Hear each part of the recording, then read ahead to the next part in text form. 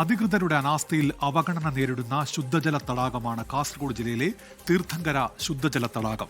പ്രദേശത്തെ കുടിവെള്ള പ്രശ്നത്തിന് പരിഹാരമാകുന്ന തടാകം പൂർണ്ണമായും ഇപ്പോൾ പായൽ മൂടിക്കിടക്കുകയാണ്.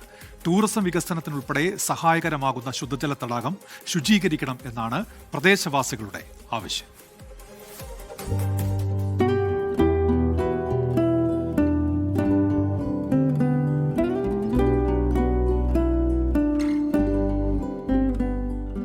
കാസർഗോഡ് ജില്ലയിലെ തന്നെ ഏറ്റവും വലിയ ശുദ്ധജല തടാകമാണ് എനിക്ക് പുറകിൽ കാണുന്ന തീർത്ഥങ്കര ശുദ്ധജല തടാകം. 10 ഏക്കറിലധികം വിസ്തൃതിയുണ്ട്. കാഞ്ഞങ്ങാട് നീലേശ്വരം മുനിസിപ്പാലിറ്റി പരിധികളിലെ കുടിവെള്ള പ്രശ്നങ്ങൾക്ക് പരിഹാരം കാണാവുന്ന ജലസ്രോതസ്സാണെങ്കിലും ഈ ശുദ്ധജല തടാകം ഇപ്പോൾ അവഗണനയുടെ പടുകുഴിയിലാണ്.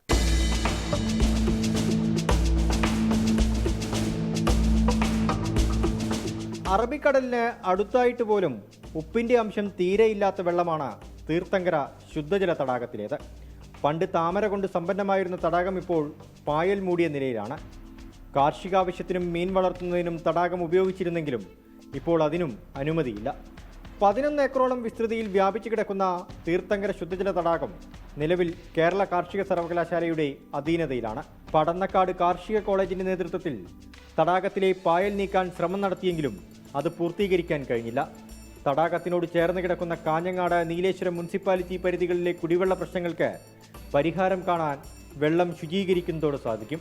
എന്നാൽ നവീകരണ പ്രവൃത്തികൾക്കുള്ള ചെലവ് വഹിക്കുന്ന കാര്യത്തിൽ 2 മുനിസിപ്പാലിറ്റികളിലും ആശയക്കുഴപ്പം തുടരുകയാണ്.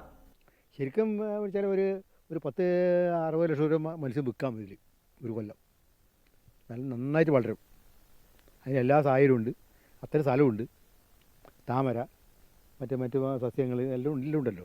ശുദ്ധജലമാണ് കുടിക്കാൻ പറ്റും. നമ്മളെ ചെറുപ്പത്തിൽ വെള്ളം കുടിക്കലുണ്ട്. ഇപ്പം വളരെ മോശമായി കഴിഞ്ഞു. ഒന്നാമത് കാർഷിക കോളേജിൻ്റെ കയ്യിൽ എത്തിയ പിന്നെ അത് വളരെ മോശമായത്.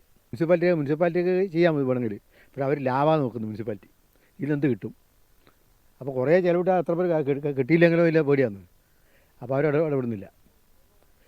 മുനിസിപ്പാലിറ്റിക്ക് തന്നെ എടുക്കാം. ഇത് വേണമെങ്കിൽ ഗവൺമെൻറ് ചോദിച്ചാൽ മുനിസിപ്പാലിറ്റി കൊടുക്കാമല്ലോ. ഇത് മുനിസിപ്പാലിറ്റി ആകുമ്പോൾ കൂടുതൽ ശ്രദ്ധിക്കാൻ പറ്റും. കാഞ്ഞങ്ങാട് നഗരസഭ തയ്യാറാക്കിയ വികസന രേഖയിൽ തീർത്ഥങ്കര ശുദ്ധജല തടാകം കേന്ദ്രീകരിച്ച് പക്ഷി വളർത്തുകേന്ദ്രം, അക്വേറിയം എന്നിവ നിർമ്മിക്കാനുള്ള സാധ്യതകൾ പരിശോധിച്ചിരുന്നു. കാർഷിക കോളേജിന്റെ നേതൃത്വത്തിൽ തടാകവും പരിസര പ്രദേശവും ടൂറിസം സ്പോട്ടാക്കണമെന്നാവശ്യപ്പെട്ട് പ്രപ്പോസൽ നൽകിയെങ്കിലും അതും അവഗണിച്ച മട്ടാണ്. നീലേശ്വരം ബ്ലോക്ക് പഞ്ചായത്ത് ഫണ്ട് ഉപയോഗിച്ച് ചെറുവത്തൂരിൽ നടപ്പിലാക്കിയ വയൽക്കാറ്റ് പോലുള്ള പദ്ധതികൾ തീർത്ഥങ്കരയിലും ഒരുക്കണമെന്നാണ് പ്രദേശവാസികളുടെ ആവശ്യം. ശുദ്ധജല തടാകത്തെ കാസർഗോഡ് വികസന പാക്കേജിൽ ഉൾപ്പെടുത്തി നവീകരിക്കണം. കാർഷിക കോളേജ് ഇത് സംബന്ധിച്ച പ്രപ്പോസൽ നൽകിയെങ്കിലും അതെങ്ങും എത്തിയില്ല. ഈ നാട്ടിലെ ടൂറിസം സാധ്യതകളെ പ്രയോജനപ്പെടുത്തിയാൽ തീർത്ഥങ്കര ശുദ്ധജല തടാകത്തിനും അവഗണനയിൽ നിന്ന് മോഷൻ ലഭിക്കും. വിനോദ് മേലിലേക്കൊപ്പം അരുൺ പാറക്കൽ, 24 കാസർഗോഡ്.